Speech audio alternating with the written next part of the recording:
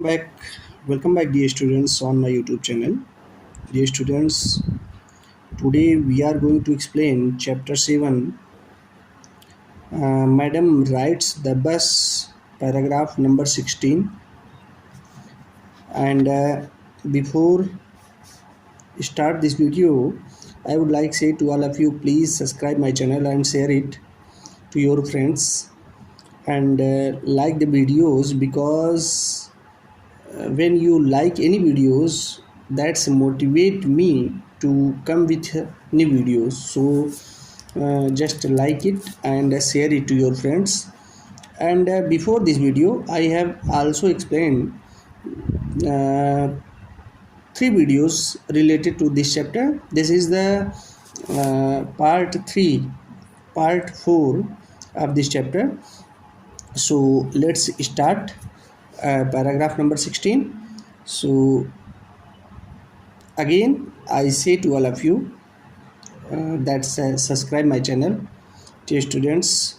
Okay, so let's start paragraph number 16. ये session बहुत ही बेहतरीन होने वाला है, और बस आप लोग चैनल पे बने रहिए और पूरे वीडियो को एंड तक वॉच करिए, देखिए सारा एक्सप्लेनेशन आपका क्लियर हो जाएगा. ओके, तो चलिए शुरू करते हैं. After she had enough money saved, her next problem was how to slip out of the house without her mother's knowledge. उसने अपनी यात्रा के लिए पर्याप्त धनराशि बचा ली थी. किसने? वल्ली की बात की जा रही, ध्यान दीजिएगा. उसने अपनी यात्रा के जो किराया यात्रा का होगा उसके लिए, आने और जाने दोनों के लिए जो है उसने पर्याप्त पैसा बचा लिया था. अब उसके सामने जो अगली समस्या थी वो ये थी कि घर से बिना अपनी माँ को बताए कैसे निकला जाए, यानी कि माँ को जानकारी भी ना हो और वो आसानी से चली जाए और कस्बे तक जा कर के फिर वहाँ से वापस आ जाए, क्योंकि उसको केवल बस की यात्रा करनी थी, बस कुल मिला जुला करके. But she managed this without too much difficulty. हालांकि उसने इस चीज़ को भी बिना किसी कठिनाई के मैनेज कर लिया. Every day after lunch her mother would nap from about 1 to 4 hours so. Lunch के बाद, प्रतिदिन दोपहर के भोजन के बाद उसकी माँ लगभग 1 से 4 बजे तक क्या करती थी? सोती थी. ठीक है, तो ये समय जो है वल्ली के लिए बहुत ही बेहतरीन समय था. Valli always used these hours for her excursions as she stood looking from the doorway of her house or sometimes even ventured out into the village. और वल्ली दोपहर की समय को हमेशा जो है इसका उपयोग अपने भ्रमण, घर के दरवाजे पर खड़े होकर बाहर देखने या कभी कभी बहादुरी सी गांव में सैर करने में किया करती थी. ठीक है, आगे देखिए. Today these same hours could be used for her first excursions outside the village. और उसने आज भी बिल्कुल आज जो घंटे उसे मिले थे वो उसने जो है उसका प्रयोग वह गांव के बाहर अपनी पहली यात्रा के लिए कर सकती थी. तो जो समय आज बचा था वो उसको क्या करती है, गांव की पहली यात्रा जो बस से की जानी थी वो उसके लिए कर सकती थी, और वो बिल्कुल वो करती भी है. ठीक है, चलिए next paragraph number 17. The bus rolled on, now cutting across a bare landscape, now rushing through a teeny hamlet or past an old wayside shop. बस अब एक बंजर परिदृश्य के मध्य से गुजरी, अब एक छोटे से गांव से या एक सड़क किनारे की अजीब सी दुकान को पार करती हुई दौड़ती जा रही थी. Sometimes the bus seemed on the point of gobbling up another vehicle that was coming towards them or a pedestrian crossing the road. ध्यान दीजिएगा, कभी कभी ऐसा लगता था जैसे बस सामने की ओर से आ रहे वाहनों या सड़क पार कर रहे पैदल यात्रियों के ऊपर चढ़ जाएगी. ठीक है, पेडेस्ट्रियन क्रॉसिंग द रोड. तो जो पैदल चलने वाले लोग थे ऐसा लगता था कभी कभी उनके ऊपर चढ़ जाएगी. But lo somehow it pass on smoothly leaving all obstacles safely behind. लेकिन किसी तरह से वह सभी बाधाओं को सुरक्षित पीछे छोड़कर बहुत सावधानी से गुजर जाती थी। ठीक है। Trees came running towards them, but then stopped as the bus reached them and simply stood there helpless for a moment by the side of the road before rushing away in the other direction. Again, look these lines. Trees came running towards them.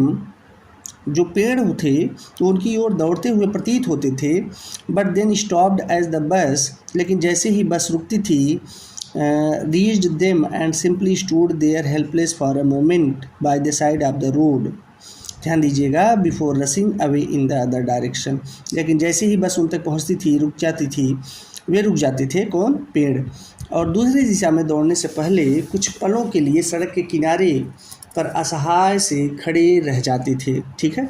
तो ध्यान दीजिएगा कि वही पेड़ जब बस चलती थी तो लगता था कि जैसे पेड़ भी उसके साथ साथ चल रहे हैं, लेकिन जैसे ही बस रुकती थी वो रुक जाते थे।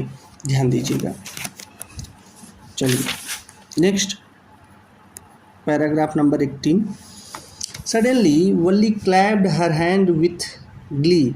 अचानक वल्ली खुशी से तालियां बजाने लगी।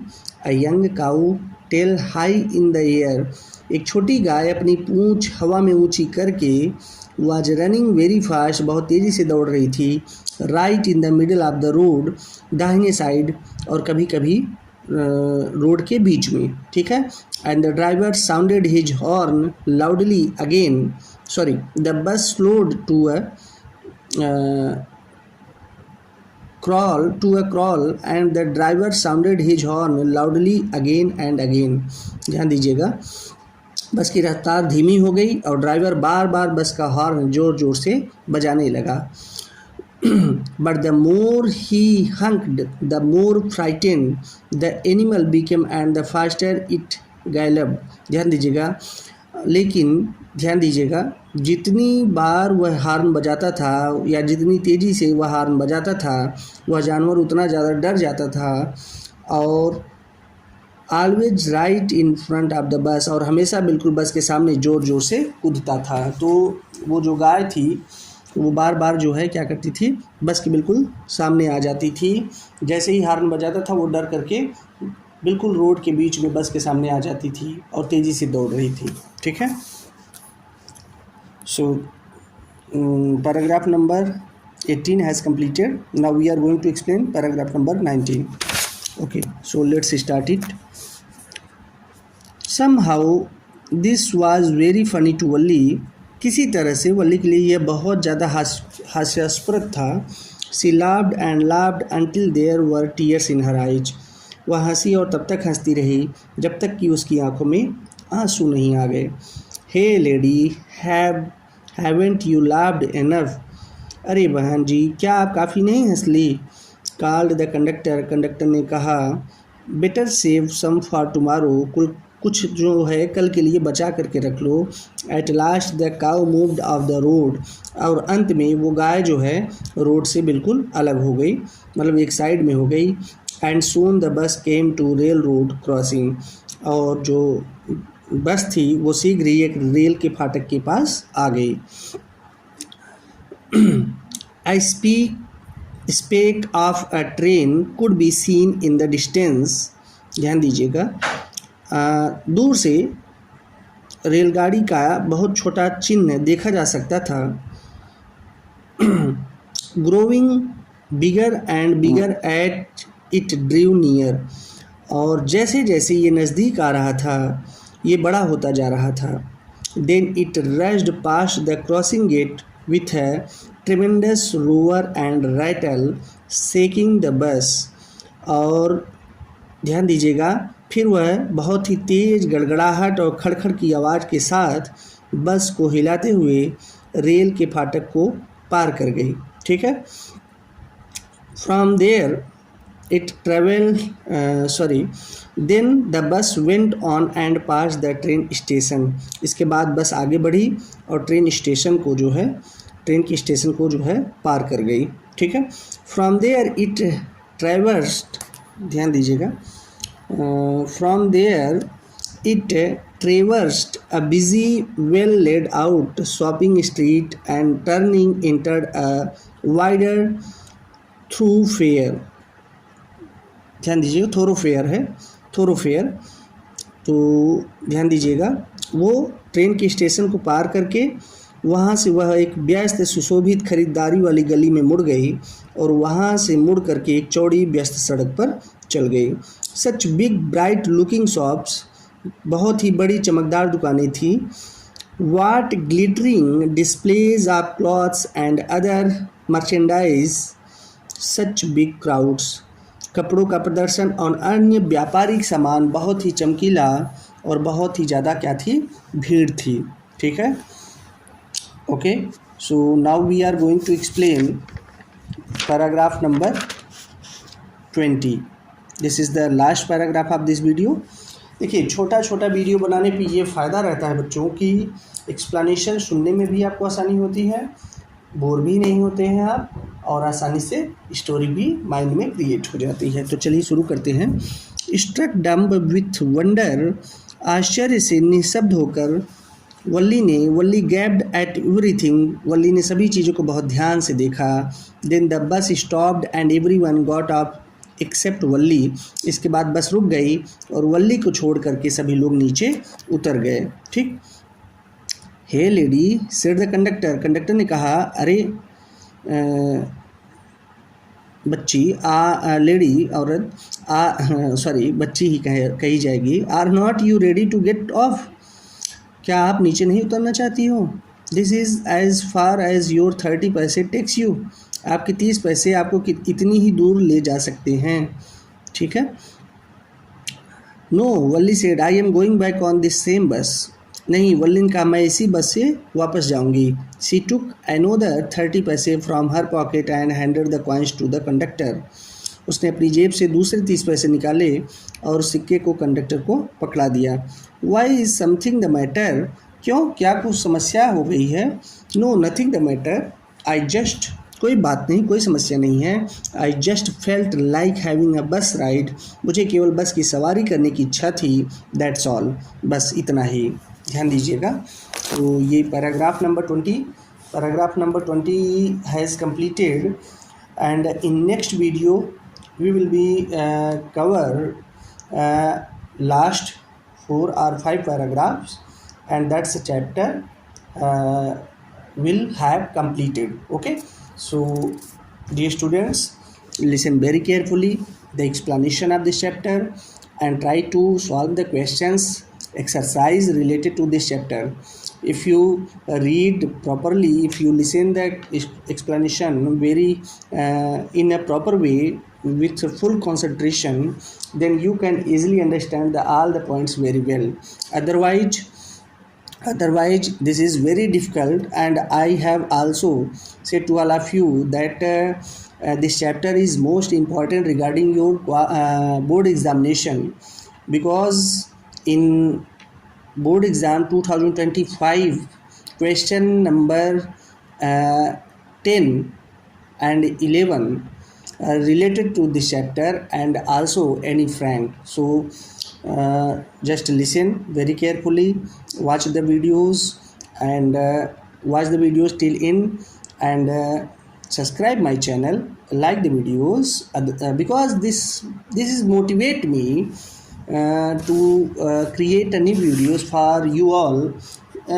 You know that's the all videos cost free, so no cost of the videos. So this is free videos for you all. Only you subscribe my channel, only you like the videos, only you comment your queries in comment box, and not any other things demand from my side. So only 2 or 3 things that's demanded by me. So I hope you all will be understand all the points very well, and the explanation very clearly in very simple language. आसानी से हिंदी में बिल्कुल किया जा रहा है, ये line by line explanation किया जा रहा है। आप आसानी से इस स्टोरी को क्या कर सकते हैं, समझ सकते हैं। इसके बाद हम लास्ट में इसका समरी भी लाएंगे आपके लिए, जिससे आप पूरे चैप्टर को एक ही जगह एक ही वीडियो में आसानी से तैयार कर पाएँ। ठीक है, तो इस वीडियो में इतना ही, मिलते हैं नेक्स्ट वीडियो में। तब तक आप सभी लोग अपना ख्याल रखिए, पढ़ाई करते रहिए, चैनल को सब्सक्राइब करिए। चैनल पे जो नए हैं चैनल को सब्सक्राइब करें, बेल आइकन प्रेस करें, जिससे नए वीडियोस की नोटिफिकेशन आपको तुरंत मिल जाए और एक भी वीडियो आप मिस ना करें। Okay, so that's all, thank you.